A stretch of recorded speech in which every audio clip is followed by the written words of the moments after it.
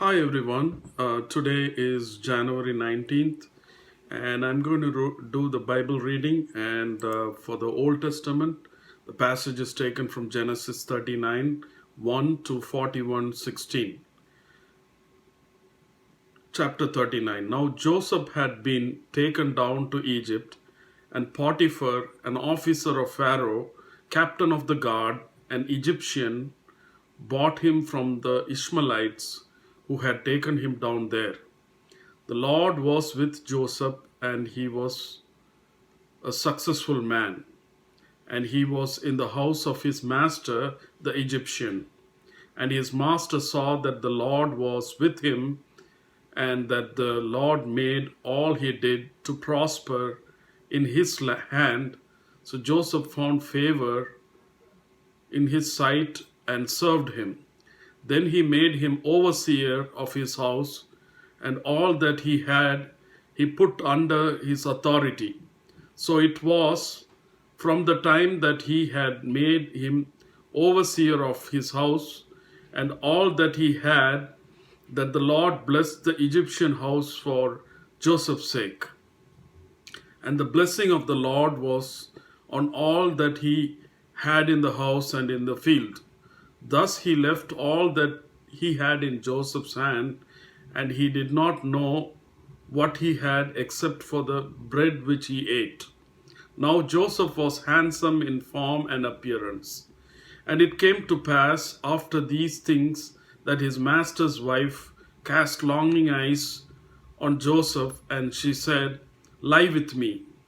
But he refused and said to his master's wife, "Look, my master does not know what is with me in the house, and he has committed all that he has to my hand.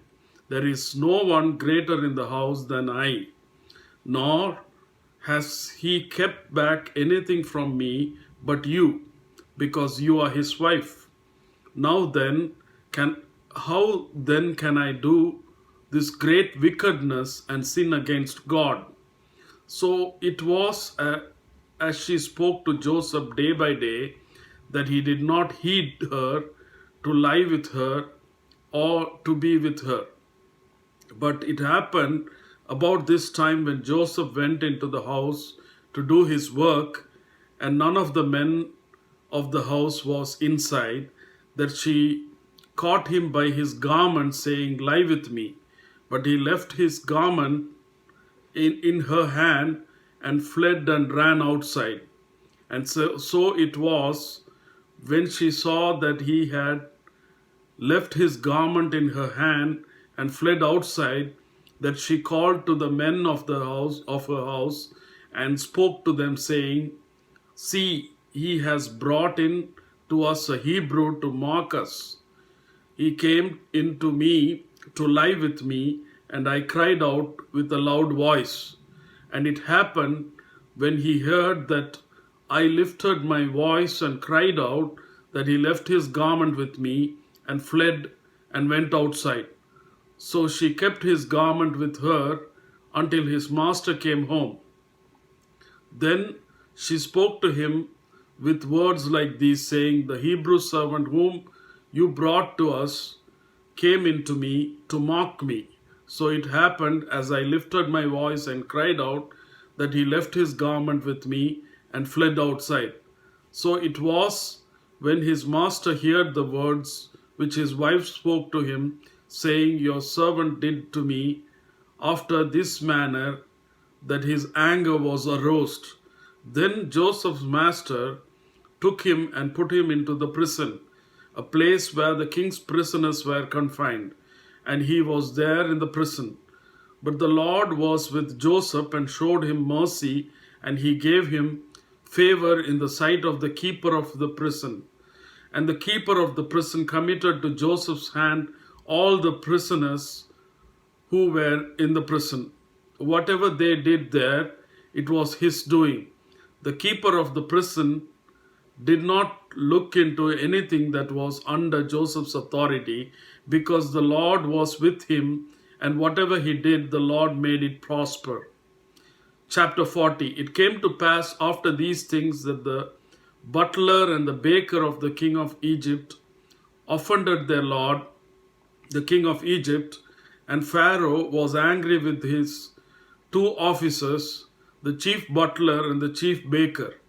So he put them in custody in the house of captain of the guard in the prison, the place where Joseph was confined. And the captain of the guard charged Joseph with them, and he served them. So they were in the custody for a while. Then the butler and the baker of the king of Egypt, who were confined in the prison, had a dream. Both of them, each man's dream in one night, and each man's dream with its own interpretation. And Joseph came in to them in the morning and looked at them and saw that they were sad. So he asked Pharaoh's officers who were with him in the custody of his lord's house, saying, "Why do you look so sad today?" And they said to him, "We each had a dream, and there is no interpreter of it." So Joseph said to them, "Do not interpretation belong to God? Tell them to me, please." Then the chief butler told his dream to Joseph and said to him, "Behold, in my dream a vine was before me, and in the vine were 3 branches. It was as though it budded, its blossoms shot forth, and its clusters brought forth ripe grapes.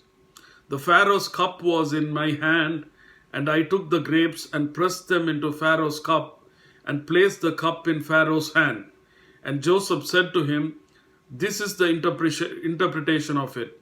The 3 branches are 3 days. Now within 3 days Pharaoh will lift up your head and restore you to your place, and you will put Pharaoh's cup in his hand according to the former manner when you were with his butler.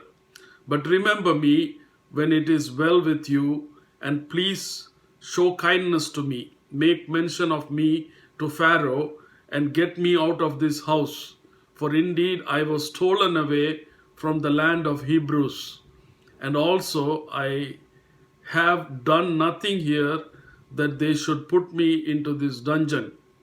When the chief baker saw that the interpretation was good, he said to Joseph, "I also was in my dream, and there were 3 white baskets on my head.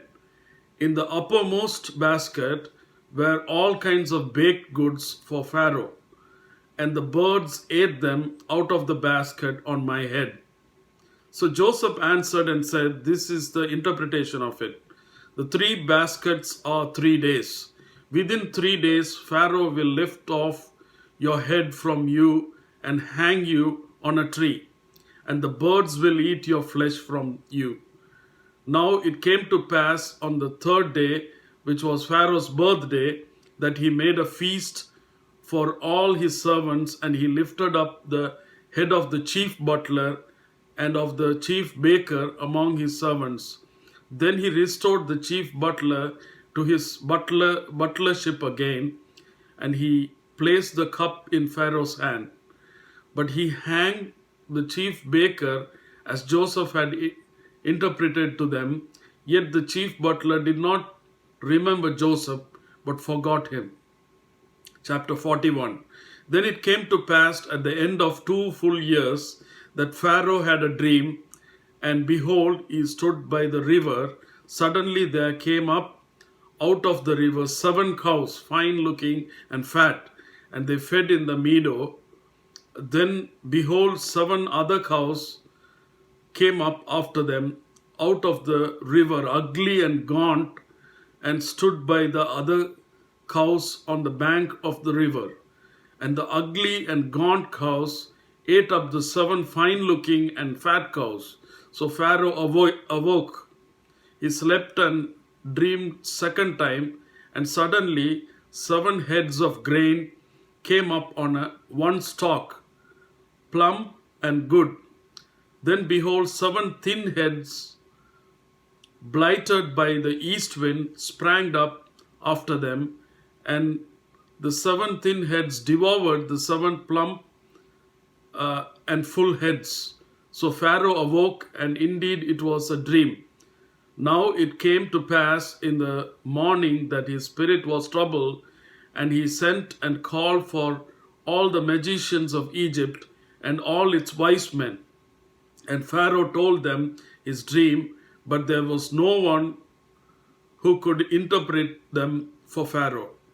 Then the chief butler spoke to Pharaoh, saying, I remember my faults this day, when Pharaoh was angry with his servants and put me in custody in the house of captain of the guard, both me and chief baker, we each had a dream in one night, he and I.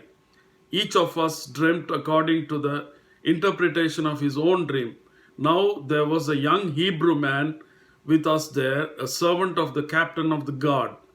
And we told him, and he interpreted our dream for us. To each man he interpreted according to his own dream, and it came to pass just as he interpreted for us. So it happened. He restored me to my office, and he hanged him. Then Pharaoh sent and called Joseph, and they brought him quickly out of the dungeon, and he shaved, changed his clothing, and came to Pharaoh. And Pharaoh said to Joseph, I have had a dream, and there is no one who can interpret it. But I have heard it said of you that you can understand a dream to interpret it. So Joseph answered Pharaoh, saying, it is not in me. God will give Pharaoh an answer of peace. The next reading from the New Testament is from Matthew 12:46 to 13:23. While he was still talking to the multitude, behold, his mother and brothers stood outside seeking to speak with him. Then one said to him, look, your mother and your brothers are standing outside seeking to speak with you. But he answered and said to the one who told him, who is my mother and who are my brothers? And he stretched out his hand towards his disciples and said, here are my mother and my brothers. For whoever does the will of my Father in heaven is my brother and sister and mother. Chapter 13. On the same day, Jesus went out of the house and sat by the sea, and great multitudes were gathered together to him, so that he got into a boat and sat, and the whole multitude stood on the shore. Then he spoke many things to them in parables, saying, behold, a sower went out to sow. And as he sowed, some seeds fell by the wayside, and the birds came and devoured them. Some fell on the stony places where they did not have much earth, and they immediately sprang up because they had no depth of earth. But when the sun was up, they were scorched, and because they had no root, they withered away. And some fell upon thorns, and the thorns sprang up and choked them. But others fell on good ground and yielded a crop, some 100-fold, some 60, some 30. He who has ears to hear, let him hear. And the disciples came and said to him, why do you speak to them in parables? He answered and said to them, because it has been given to you to know the mysteries of the kingdom of heaven, but to them it has not been given. For whoever has to him, more will be given, and he will have abundance. But whoever does not have, even what he has will be taken away from him. Therefore I speak to them in parables, because seeing they do not see, and hearing they do not hear, nor do they understand. And in them the prophecy of Isaiah is fulfilled, which says, hearing you will hear and shall not understand, and seeing you will see and not perceive. For the hearts of the people have grown dull, their ears are hard of hearing, and their eyes they have closed, lest they should see with their eyes and hear with their ears, lest they should understand with their hearts and turn, so that I should heal them. But blessed are your eyes, for they see, and your ears, for they hear. For assuredly I say to you that many prophets and righteous men desired to see what you see, and did not see it, and to hear what you hear, and did not hear it. Therefore, hear the parables of the sower.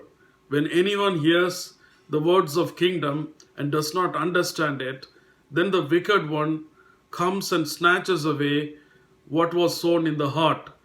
This is he who receives the seed by the wayside. But he who receives the seed on stormy places, this is he who hears the word and immediately receives it with joy. Yet he has no root in himself, but endures only for a while. For when tribulations or persecutions arises because of the word, immediately he stumbles. Now he who receives seed among the thorns is he who hears the word, and the cares of this world and the deceitful of the riches choke the word, and he becomes unfruitful.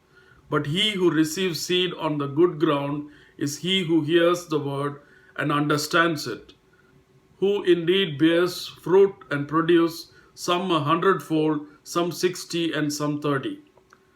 The next reading from Psalms is taken from Psalm 17. Psalm 17, 1 to 15 verses. Hear a just cause, O Lord, attend to my cry. Give ear to my prayer, which is not from the deceitful lips.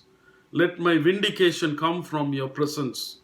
Let your eyes look on the things that are upright. You have tested my heart. You have visited me in the night. You have tried me and have found nothing.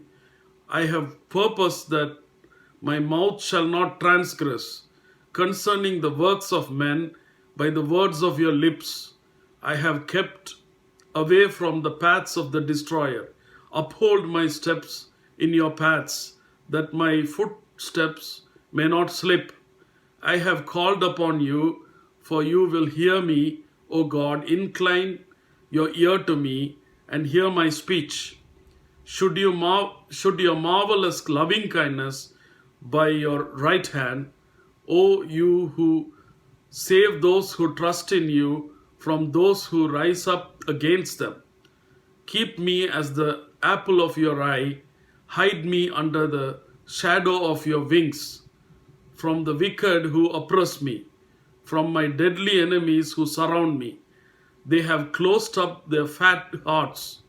With their mouths they speak proudly. They have now surrounded us in our steps.